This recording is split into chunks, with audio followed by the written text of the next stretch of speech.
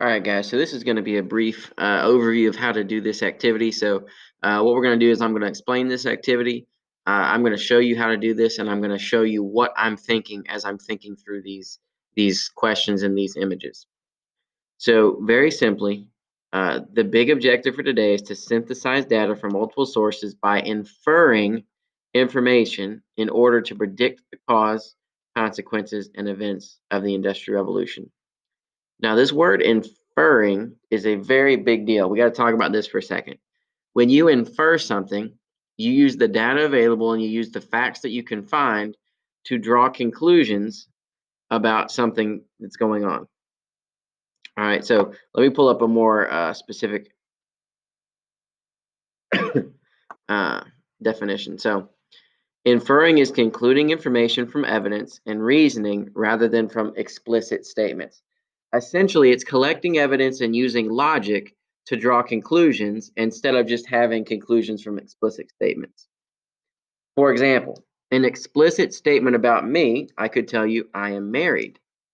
However, you might be able to infer that information by looking at my left hand and seeing a ring, because most married people wear a ring.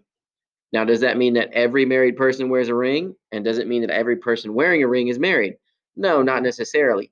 But it is something based on the data that we have, we could infer that Coach Beard is probably married because he's wearing a ring.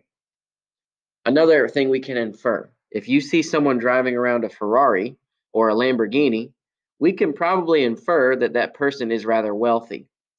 Have they come out and told us that they are wealthy? No, we never received an explicit or an obvious statement, but based on the things they are driving or the things they're wearing and the way they're behaving, we can infer something about that person and their social status. We can infer that if someone is driving a Ferrari or a Lamborghini, they are probably very wealthy. So if we go back to our activity,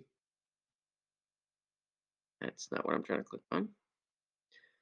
Our objective is to synthesize data from multiple sources by inferring information in order to predict the causes, consequences, and events of the Industrial Revolution. So essentially, we're going to be looking at several sources and we're going to try to infer using logic and observation as many conclusions about the Industrial Revolution as we can. Now, our instructions say step one, watch the video, which I'm currently creating. All right, so let's go to step two. Step two, answer each question by inferring information from the pictures. For each picture, you're going to give it a title, a caption, write down 5 things you notice, and answer questions. So let's just go through this. Here's our first example. So what we have here is an image. And so if we scroll down to what we're going to do with it, first we've got to give it a title and a caption. I have already done those 2. Then it asks us to write down the first 5 things we noticed. Now, here's the reason why these are the first 3 things I'm asking you to do with these images. You are going to see a bunch of images you have probably never seen before. And so our goal is to infer as much information about the Industrial Revolution as possible.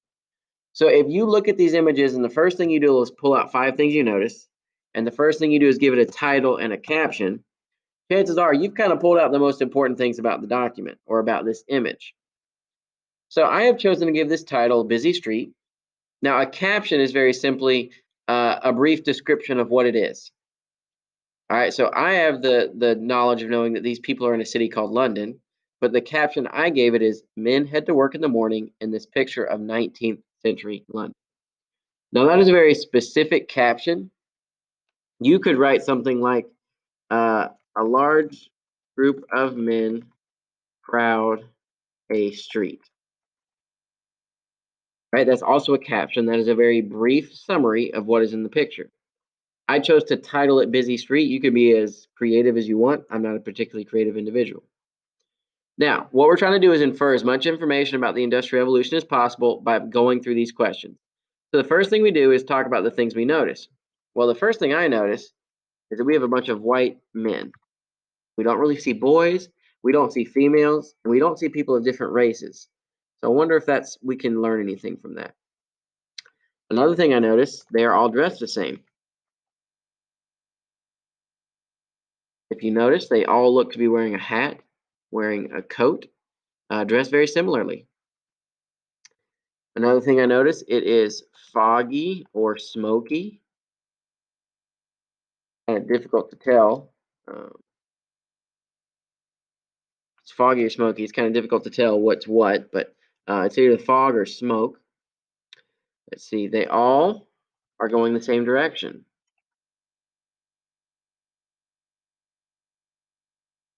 And lastly, no one looks happy. Now, you might be thinking, Coach Beard, but what if that's not what I noticed? Well, here's the thing. When people are drawing a picture or when people take a picture and that picture becomes famous, it's usually famous for specific reasons. And it's because the things that you're supposed to see are very obvious. So by pulling out the first things you notice in a picture, chances are you've pulled out two or three very important things that can help you infer what is going on. Now, the question asks, who are these people? Now, I'm not asking like what are their names, but the question is what group of people do they belong to? I'm going to guess the people in this picture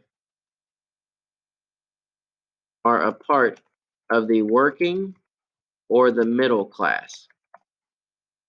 What I mean by that is none of them look to be extremely poor, none of them look to be extremely wealthy. So they're probably all in the working class where they go to work every day, or they're in the middle class where they go to work every day, but they do have a little bit of extra money left over. Let's see what else. All right, so who are these people? They're probably working class or lower class. Where do you think they are? Well, we can tell it's obvious they're not in the countryside. They're not in the woods. It looks like they're in a busy city. Where it looks like they are, and I happen to know they're in London because I'm the one that found the picture. What part of society do these people belong to? Now, that's going to kind of overlap with number two. Who are these people?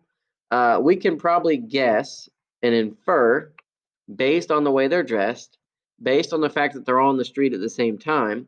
What are we probably looking at? Well, we're probably looking at rush hour before cars, right? You know how the streets get really crowded during rush hour when it's time for everyone to go to work? Well, chances are all these people are walking to work. That's why they're dressed similar. That's why they don't look very happy. That's why it's probably foggy because it's early in the morning. And that's why the streets are crowded because they all have to get to their work at the same time. So, what part of society these people belong to? I'm going to guess the working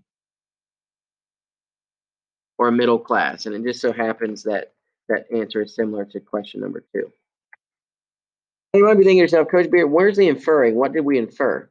Well, we had to infer those things. Okay. When I say that I think they're going to work in the morning, the information I looked at to come up with that conclusion, I inferred based on the fact that they are dressed for work, based that it is foggy, it's probably in the morning and not in the afternoon, based on the fact that they look sad rather than happy, they're probably going to work instead of going home.